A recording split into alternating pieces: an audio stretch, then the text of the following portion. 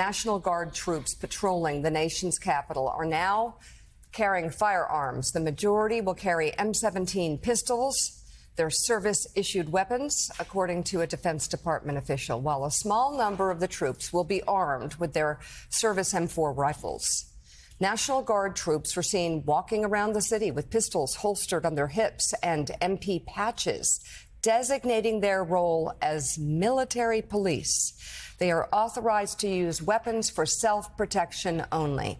Meanwhile, new reporting reveals the Pentagon has been planning a military deployment to Chicago for weeks. Officials familiar with the matter tell the Washington Post that the planning involves several options, including mobilizing at least a few thousand members of the National Guard to the city as soon as next month. President Trump mentioned the city on Friday while speaking to reporters in the Oval Office. Chicago's a mess. You have an incompetent mayor, grossly incompetent, and we'll straighten that one out probably next. That'll be our next one after this, and it won't even be tough. And the people in Chicago, Mr. Vice President, are screaming for us to come. In an interview yesterday, Chicago Mayor Brandon Johnson said Trump's threats are unconstitutional and costly. This president is not taking his role and his responsibility as serious as mayors like myself and across the country are, because we actually have to show up and deliver for people, where he gets to show up and make a mockery out of our democracy. It's unconstitutional, it's illegal, it's costly, and it's not going to drive violence down in our city. The work that we're doing is working. If he's serious, he would work with us. Illinois Governor J.B. Pritzker also weighed in, accusing the president of, quote, attempting to manufacture a crisis and abusing his power. You know, the thing about this is, of course, we've talked about Washington, D.C. It's the nation's capital. Federal government, Congress could get involved, work with the president, and together, as we've been talking about, Reverend Al, for a long time, figure out how to partner with the city. And that hasn't happened. And now we're talking about Chicago. We're talking about New York City. Neither one of those cities are in the top 10 for most violent cities in America. And if you want to look per capita, they need to do no more than look to Mike Johnson's home state, the Speaker of the House, and look at violence per capita. You have a much higher chance of dying in Monroe, Louisiana than you do Chicago, Illinois. A much higher chance of dying in Shreveport, Louisiana than you do in Monroe. A much higher chance of dying in New Orleans, Louisiana than you do in New York City. I mean, New York, that's fabulously crazy. New York City continues to rank as one of the safest large cities in America. And I don't know that there's a close second. So there are all of these cities and towns in red state America. You could look Little Rock, Arkansas. You could look at Monroe, Louisiana. You could look at Shreveport, Louisiana. You could look at New Orleans, Louisiana. You could look at Memphis, Tennessee. You could look one Nashville, Tennessee. You could look at one red state after another, Bessemer, Alabama, and you will see violent crime rates much, much, much higher per capita than Chicago, Illinois, San Francisco. You know, Gavin Newsom yesterday. Look, okay, here we go. The chance of having violent acts committed upon you in Mike Johnson's Louisiana, in red state Louisiana, red state that Donald Trump carried and every Republican has carried since Bill Clinton, the chances of being murdered in Louisiana, 400 times higher than in California. Let me say that again. Let me underline that again. You have a 400% higher chance of being murdered in red state Louisiana, Mike Johnson's home state, than you do on the left coast in Gavin Newsom's California. There is no emergency. There is no logic to Chicago, to San Francisco. If you're looking at the numbers, if you're looking at data, I don't even think this Supreme Court can turn a blind eye to this. They just can't, because data is data, numbers are numbers, and the numbers are clear. And the numbers don't justify it. No emergency. Send those troops to Shreveport, Louisiana. Send them to Mike Johnson's district. Send them to Little Rock, Arkansas. Send them to Memphis and Nashville, Tennessee. Send them to red states where they need them. And the data would say that that's where they're needed. You know, I preached in Washington, D.C. yesterday at Howard University. People feel they're under siege. They are being picked on. When you look at the cities the president has named, all of those cities have declining crime rates, and all of them have black mayors. There's the racial element that he's race dog whistling here.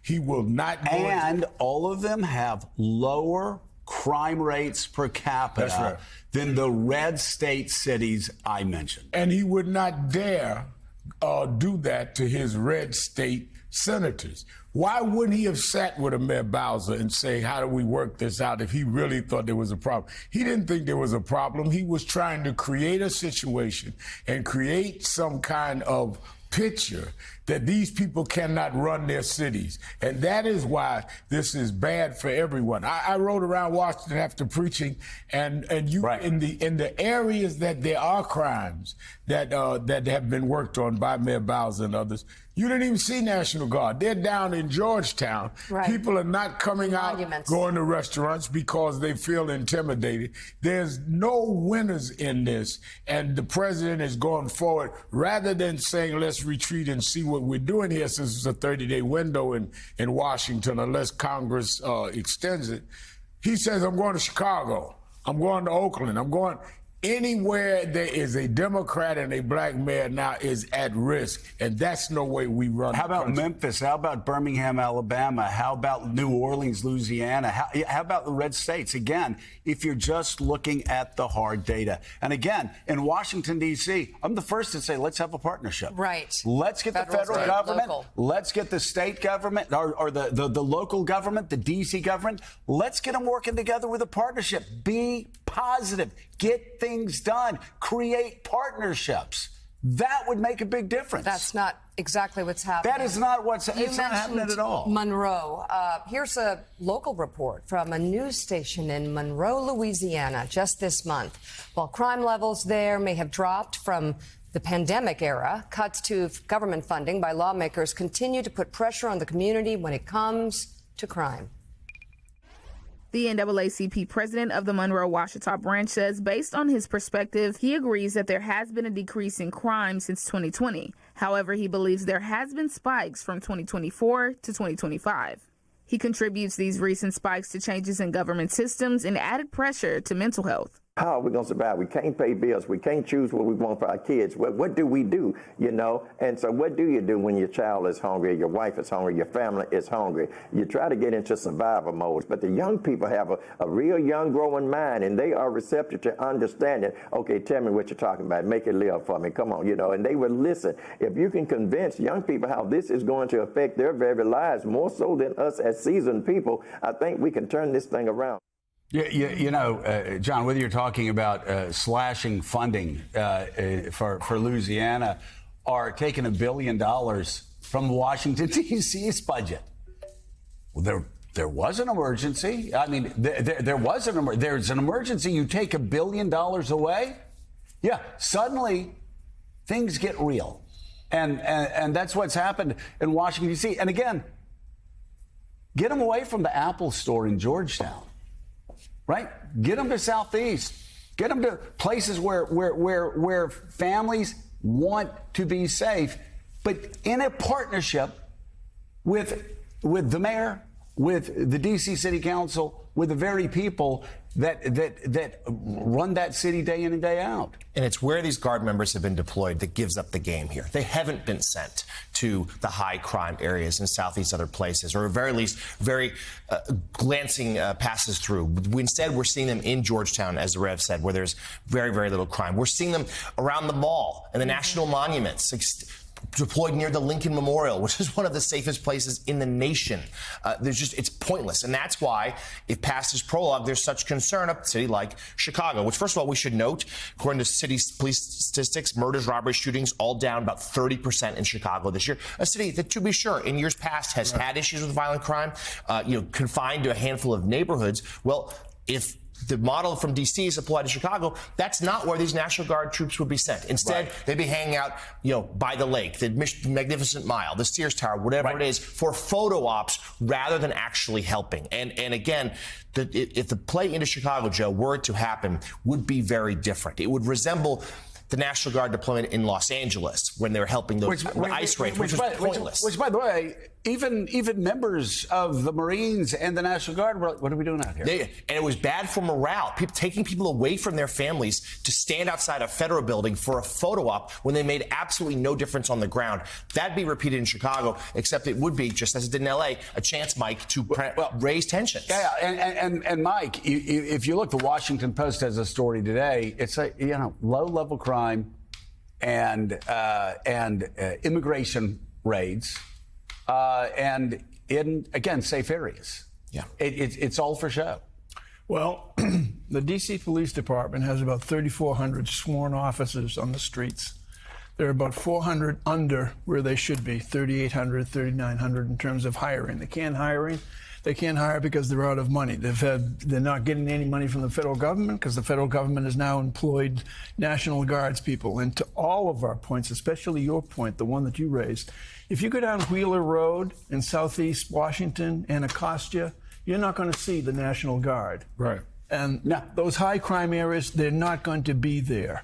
And it's a sad case when you have National Guardsmen patrolling streets like in Georgetown or whatever, or central Washington, D.C., which is quite active, quite thriving, restaurants and everything, businesses off in those. And now they're strapped with pistols on leg holsters. These are largely weekend people who train maybe once a month. Many of them not from urban areas. Many of them would be frightened by what might happen on the streets. This is a disaster waiting to happen. And the idea of sending the National Guard to Baltimore or Chicago is beyond outrageous for similar reasons. Well, there's a lot.